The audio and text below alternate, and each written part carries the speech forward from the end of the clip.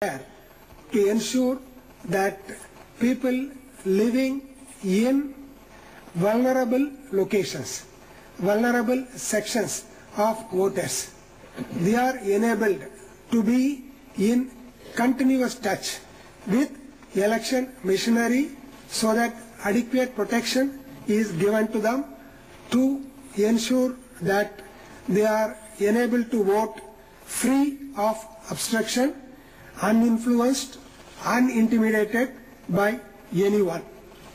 We have asked the magistracy as well as the police machinery to maintain law and order and also to invoke the preventive provisions available in the law to ensure that all protection is given to the voters, particularly in vulnerable habitations.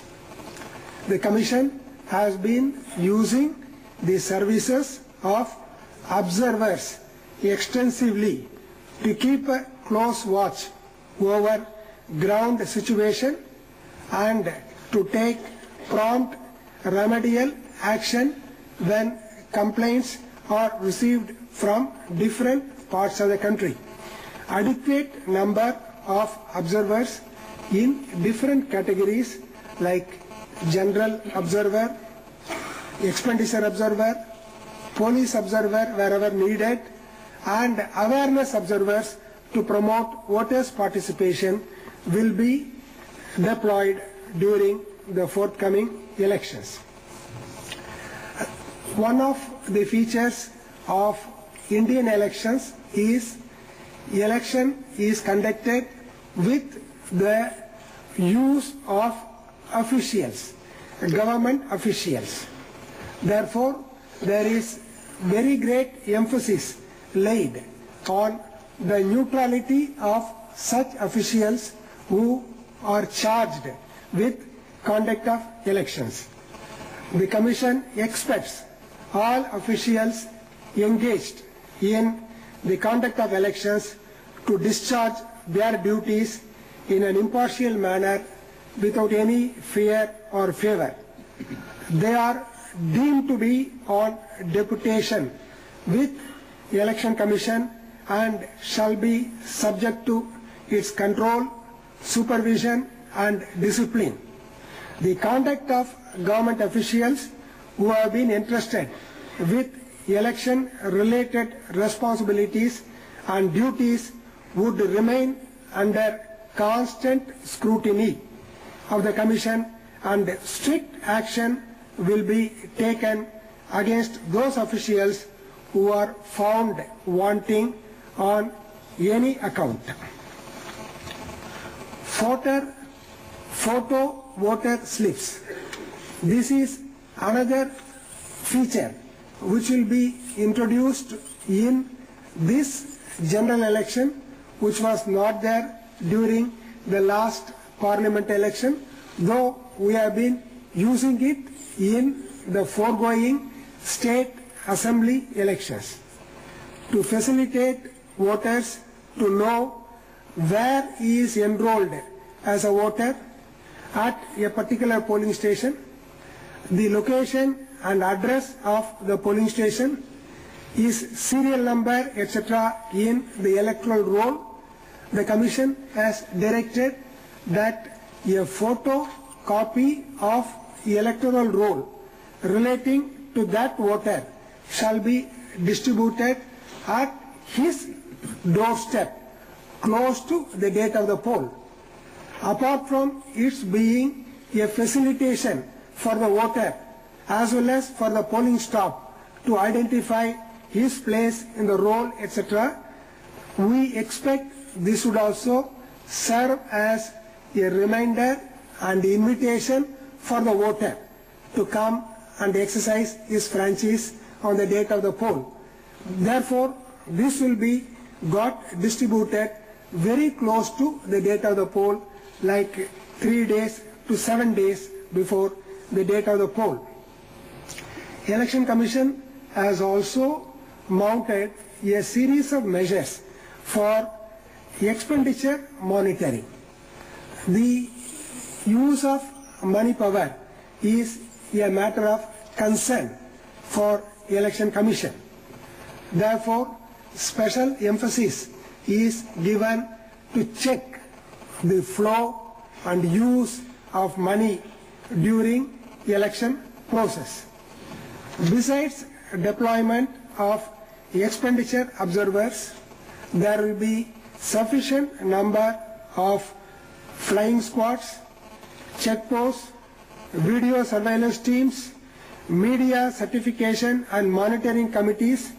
All these will be used to keep a close watch and check on the use of money power. About revision in ceiling of election expenses, details are known to you. These would also be made available in the booklet that will be made available at the end of the conference.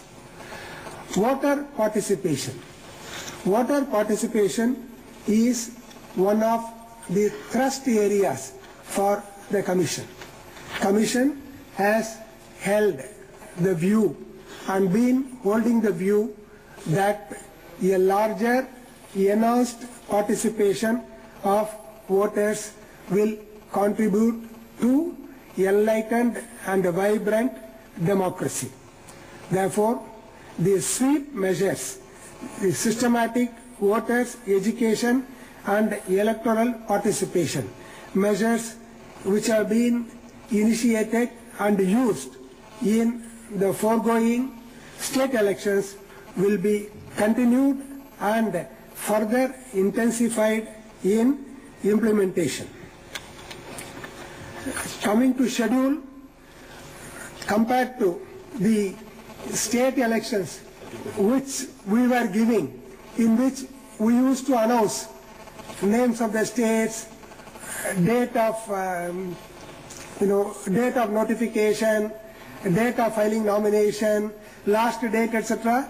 That, as you all agree, will not be feasible to do for 35 states and union territories in a conference like this. So we have prepared a booklet in which all the information is available. This will be made available to you even before you leave the premises. In addition to that, we are also putting a copy of this on the website of the Election Commission, and those of you who have given your email ID, they will also be sent by mail. By the time you leave the premises, it would also be in your mail ID.